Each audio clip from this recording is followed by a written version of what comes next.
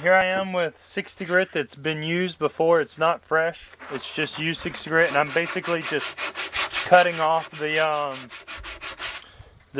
burrs from cutting the wood itself. I'm not really trying to sand down the wood too aggressively because 60 grit's fairly aggressive, and I don't want to leave lines in the finish of the wood. So I'm just using this very lightly, really, just to try to get some of this aggressive burr off of here, and then I'll go back with some probably 120 next, and then I'll put that on an electric sander, and I'll sand that off as well.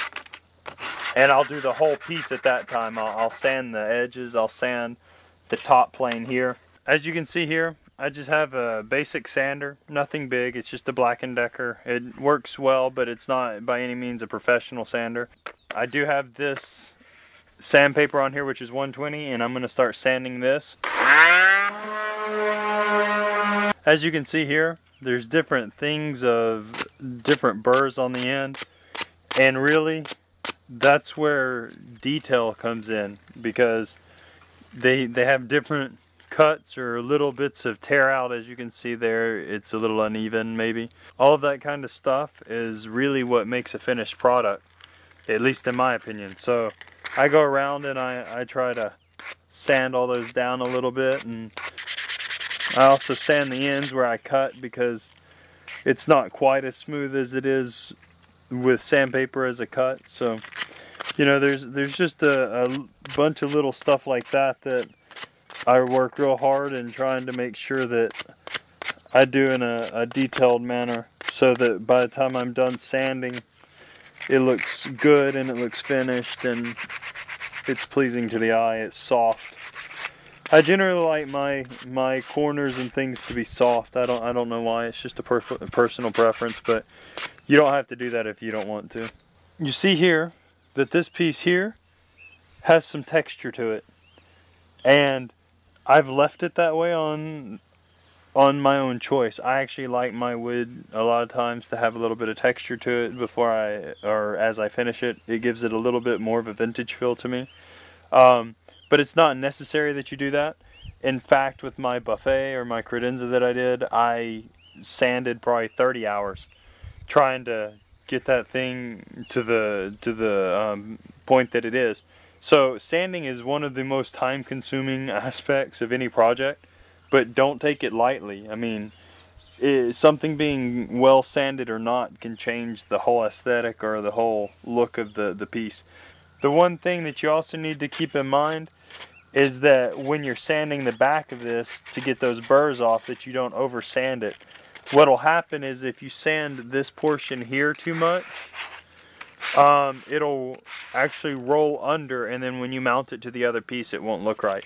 So I'm just sanding this very lightly, as you can see, just to get the burrs off, so that it lays nice and flat on the second piece of wood, and also so that you don't have any little wood hairs sticking out everywhere, just making it ugly in the end.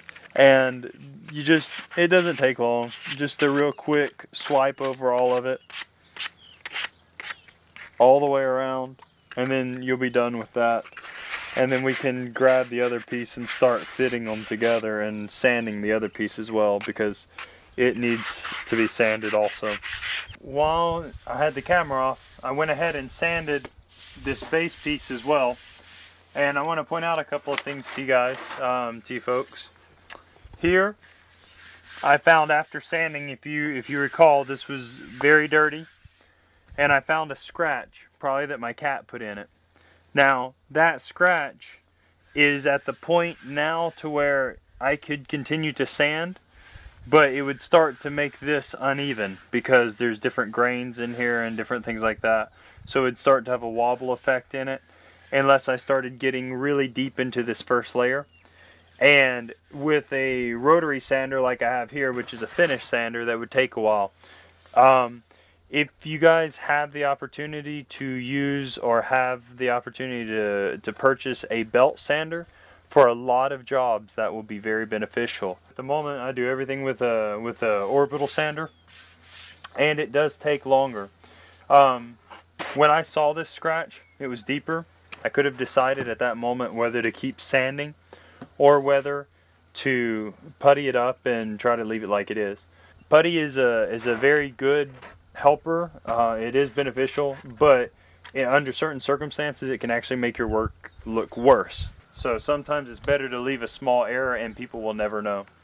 Now with this, because I cut it shorter lengthwise and I cut it shorter height-wise than the base piece, that's kind of what we have. I've got to measure that out a little bit more. Got to line these up, square them up. But that looks about like what we're going to have. And when it goes up on the wall, as you'll see at the end, it'll look somewhat like this.